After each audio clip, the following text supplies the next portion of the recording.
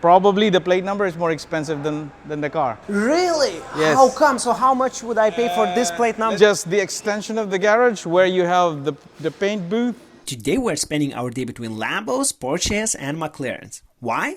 We're meeting a Dubai entrepreneur from the Philippines who came here to Dubai to start his own venture. Now he owns a garage full of luxury cars that belong to Dubai's wealthiest people. Pretty unusual business, right? But there is more to it. Frando talks about the 30 million dirham plate number and about his transition to Web3. Hey Frando, so great meeting you. Where are we right Pleasure. now?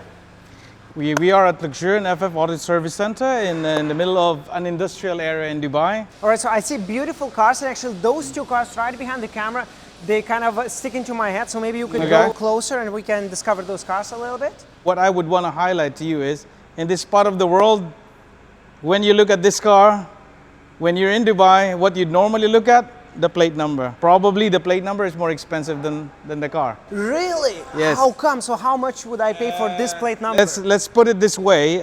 In this part of the world, they auction plate numbers. Okay.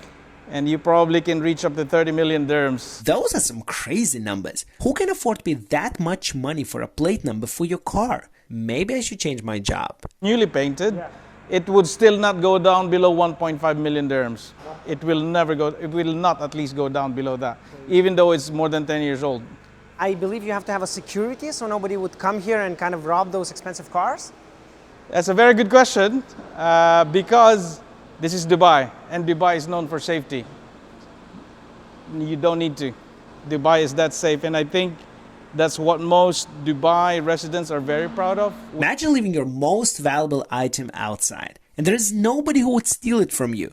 Isn't that great? Just the extension of the garage where you have the paint booth, where we haven't made the same adjustment as we have on the other side of the garage. There were more millionaires, there were more people coming up buying cars, and now you have more work to do, so you had to extend your garage. Well, in a way, that's... Okay. Yeah. Cool. And that's a Tesla.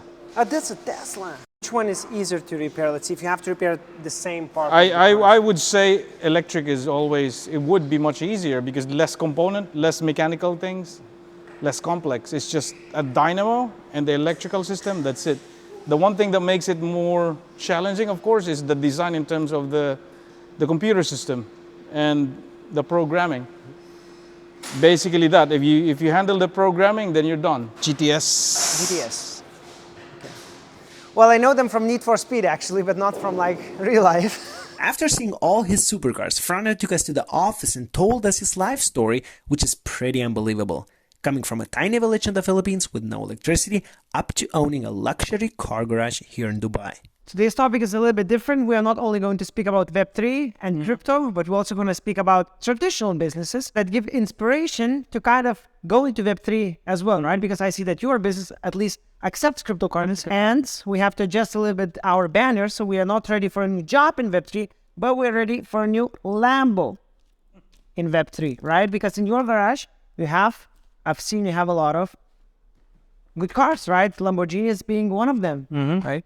And as I was mentioning earlier, imagine it, ask for it, and the universe will conspire to give it to you. And that's then the first question is like, how foreigner, right, that's coming to Dubai, how can he basically build up a successful business and kind of be where you are right now? It's like, what's kind of the first step that you have to take? I think that's just like anyone else who's come into this country.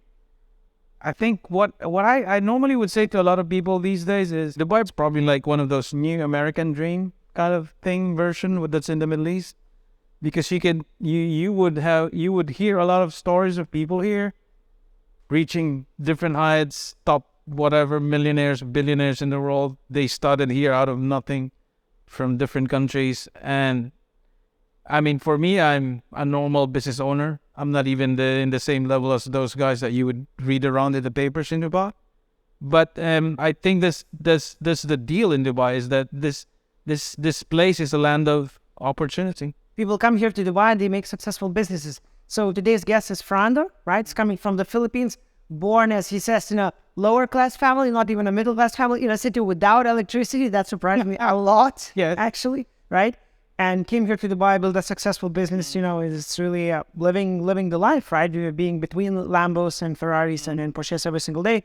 now venturing into Web3 and following. How did you come up with the idea to open a garage of luxury cars?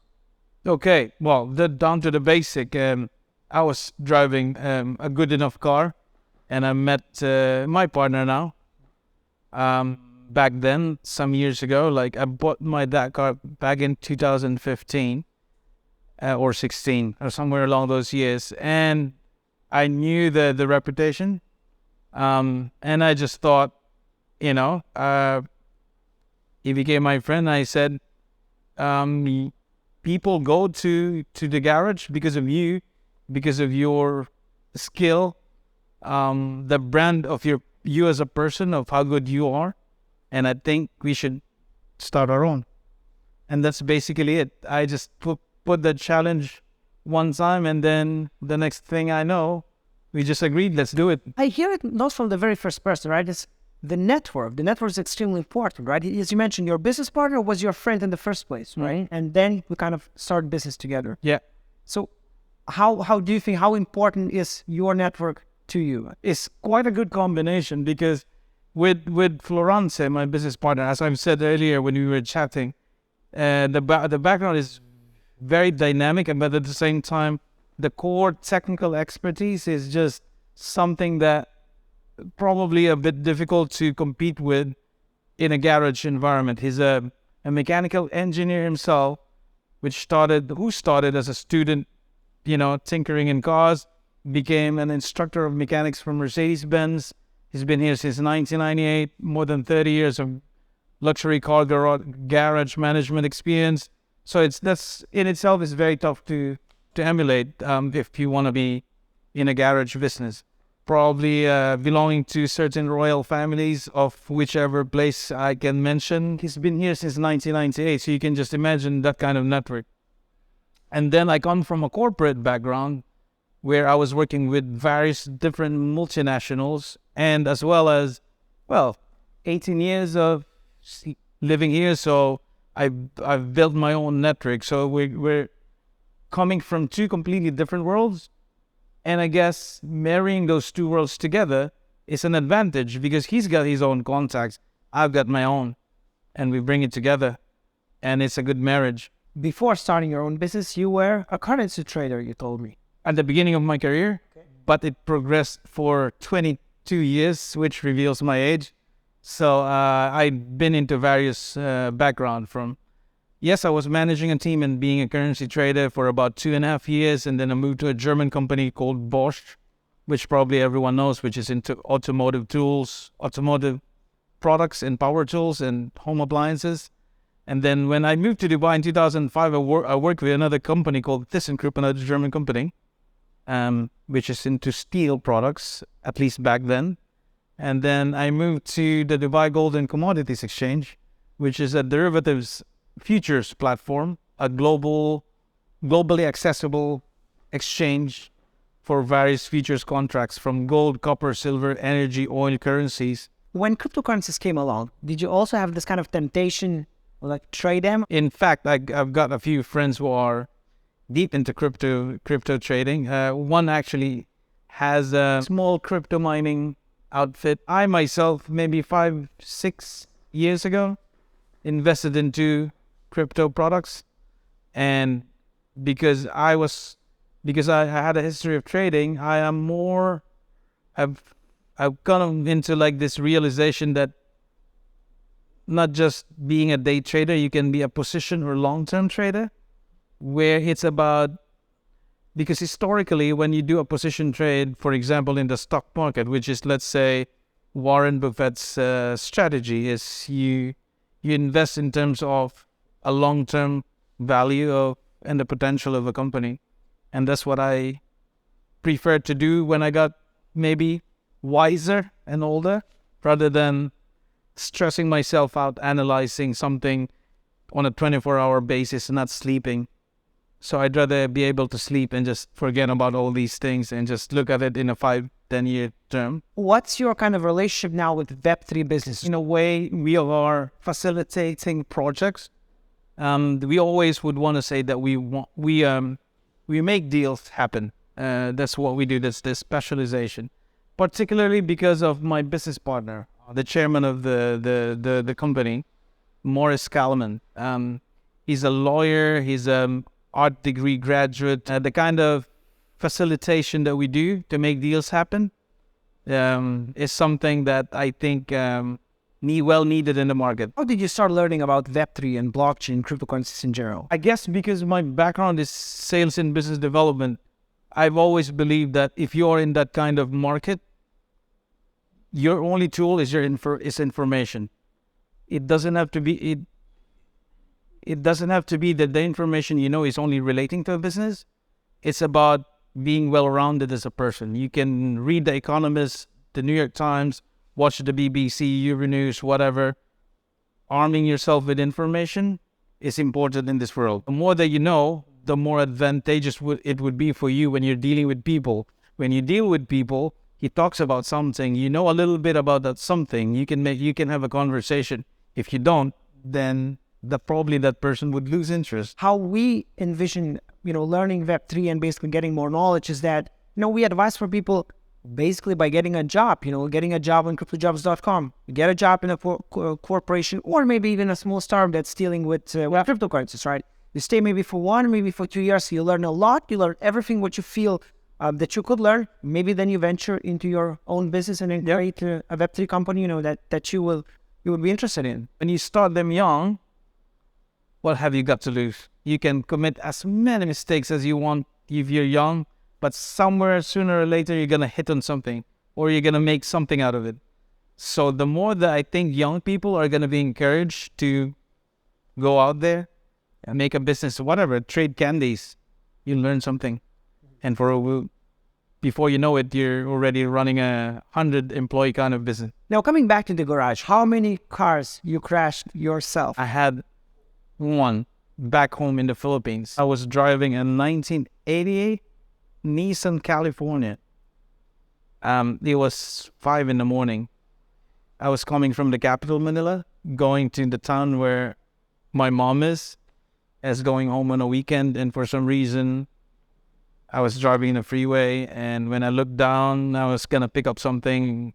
By the time I looked up, I was hitting the back of another running vehicle. And it completely destroyed the front of the car. And when I got to the side, the first thing that I thought of is not even myself. I was looking at the car and I'm like, oh my God, my car. Maybe that's how the passion for kind of car maintenance, car repairing was born? I suppose the passion really lies with my partner, Florence, because he's been doing it as a kid, tinkering with cars. I'm more on the corporate side, running the business. You probably had a chance to meet kind of world-class or at least United Emirates celebrities and very famous, popular people. One of the cars outside, matte green wrap G-Class Mercedes, is owned by a racing guy who's racing globally. He recently came back to his home country, coming from the US from a racing competition. This is actually what I see, what I say to young people is basically be around interesting people, be about famous, smart, intelligent people who achieved something, and then try to make some kind of business relationship with them by helping them, by finding how you can help. You're helping them probably by repairing, maintaining their cars, right? And then you have the chance to maybe start a business relationship later on. That's true. I think that's the beauty of this business, of the garage business, of a luxury car garage business, because it's the profile of the car owners they're very, very interesting. They're very diverse, from local Emiratis to expatriate population business owners. So there's always an opportunity to introduce somebody to somebody. Sometimes I'd be outside and 2 clients would suddenly be sat in the chair over there. And by the time they finish, I just suddenly see them shaking hands, exchanging cards, and they close a business. Just because they met up in this garage. And your kind of more traditional business clients meet physically themselves, right?